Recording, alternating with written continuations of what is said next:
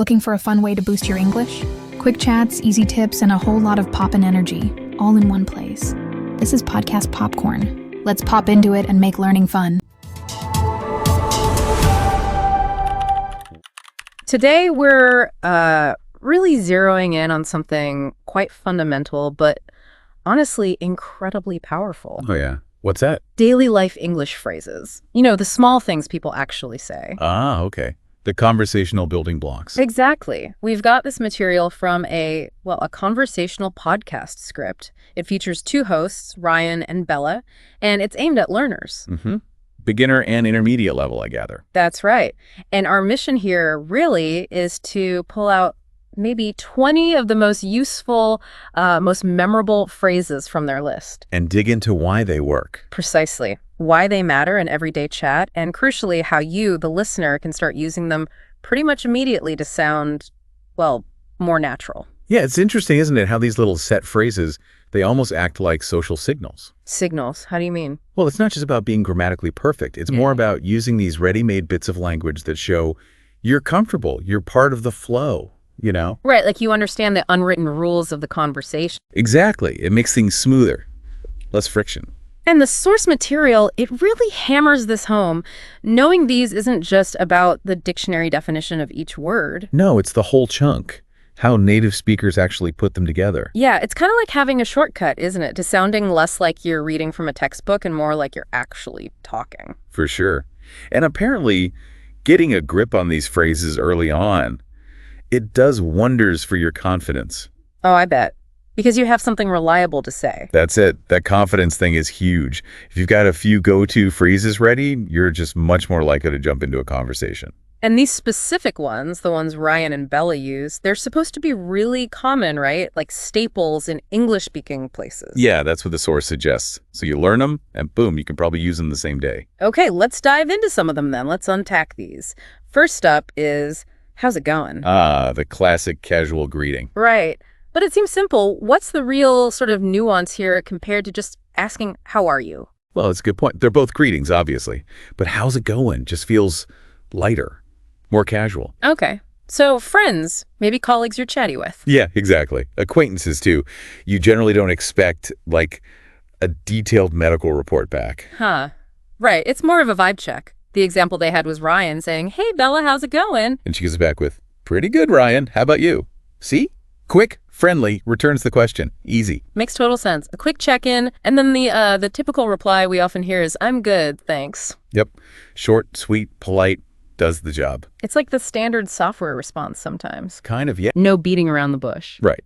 But adding can you, and especially me out, kind of softens it. Makes it feel less demanding, more like a reasonable request. Okay, approachable. Yeah. The scenario they used was Ryan with a map, saying, Bella, I'm lost with this map. Can you help me out? Very practical. You'd use that a lot traveling, for instance. Definitely. Okay, next one. Maybe someone does help you, or perhaps they apologize for something minor, like being a few minutes late. A really common response now is, no worries. Ah, yes. This one's everywhere. It is, isn't it? What's the deal with it? It basically means it's okay. Pretty much. It's okay. Don't stress about it. It's not a problem. That kind of thing. It feels very Australian originally, but now it's global. It does have that vibe, yeah, but it's definitely spread. What's interesting is you hear it even in slightly more formal context sometimes, though maybe that's all right or don't mention it, still pop up too. Depends on the situation and who you're talking to, I guess. Exactly. In the example, Bella is late, says sorry, and Ryan just goes, no worries, Bella. Very casual, very reassuring, takes the pressure off. Yeah, it definitely lowers the temperature. Okay, another greeting, but even more casual. What's up? Oh, yeah, the super casual one. Feels much more informal than, how's it going? Definitely. It's right down the informal end, like asking what's happening or anything new. So really just for friends, people you know well. Generally, yeah. Or maybe younger crowds. The example dialogue has Ryan saying, yo, Bella, what's up? Yo, okay, that really dials up the informality. It does. And Bella replies, just chilling you. Again, super relaxed, not expecting a big update on life. Gotcha. Okay, time to leave. Instead of a formal goodbye, the phrase is, I'll catch you later. Common way to sign off informally. It implies you'll see them again soon, doesn't it? Yeah, that's the feeling. It's not like a final farewell. It's more like, see you around. Friendly, keeps the connection open. The example was Bella needing to leave. Ryan, I gotta run. I'll catch you later. Simple, effective, very natural parting phrase. Okay. Now, let's say something good happens. Someone shares good news. The source gives us, "That's awesome." Yep. Standard exclamation of enthusiasm. Pretty straightforward, but very useful. When else might you use it? Oh, loads of times. Yeah. Someone passes a test, gets a new job, tells a cool story, you see something amazing.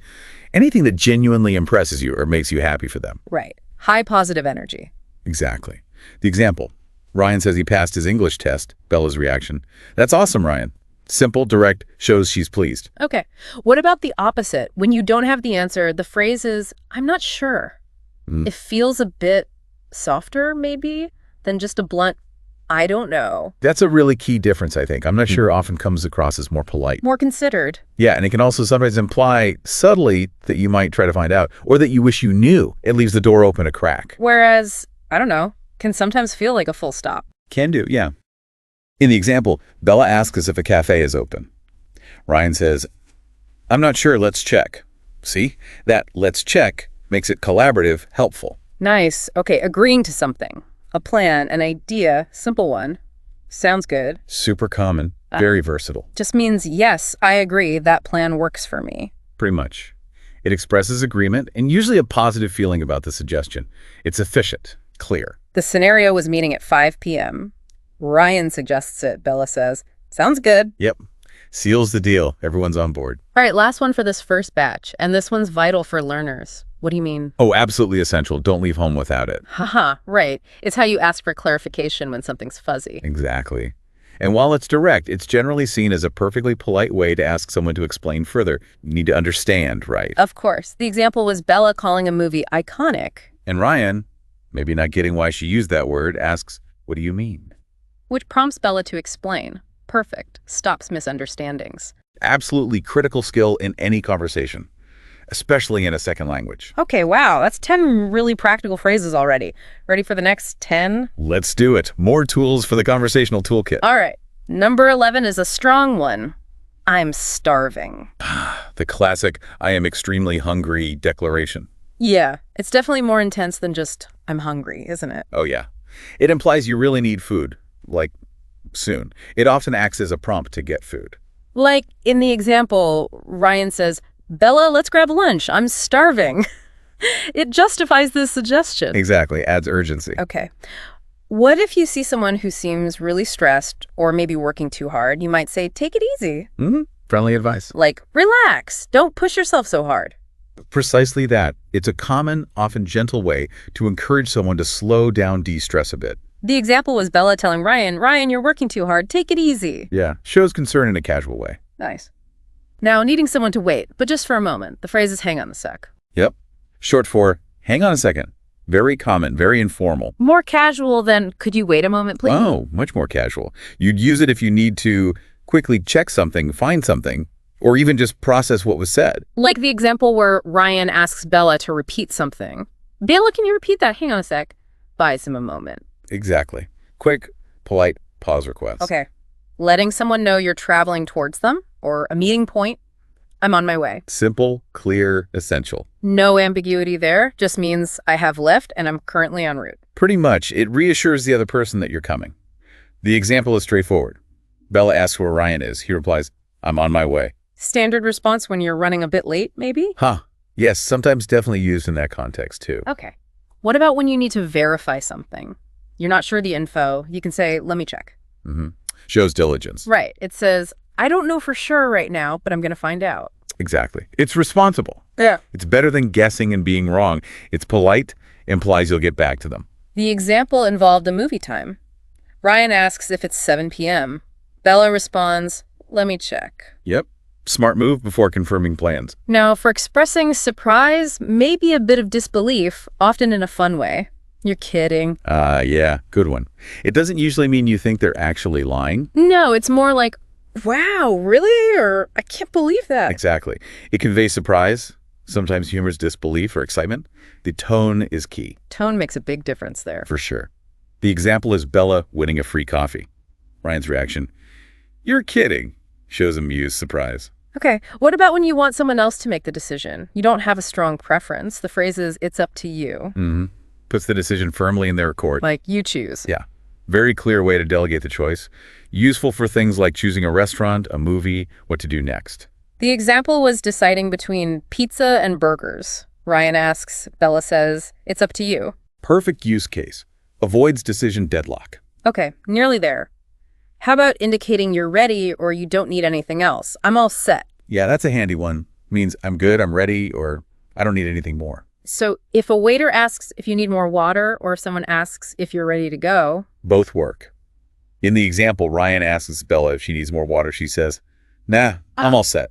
The nah adds extra informality there too. It does. Nah is a very casual no. So yeah. Nah, I'm all set is very relaxed. Right. Asking about arrangements, maybe for the weekend or an event. What's the plan? Direct, common, get straight to the point. Just asking, what are we going to do? Yep. Simple inquiry about intentions or arrangements. The example is Ryan asking Bella on a Saturday, Bella, it's Saturday, what's the plan? Opens the door to making arrangements. Makes sense. And finally, number 20, getting ready to start something, maybe a project or a challenge with energy. Let's do this. Yeah.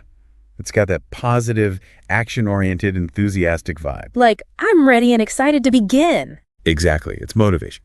Good for teamwork, starting a workout, tackling a task. The example shows this well.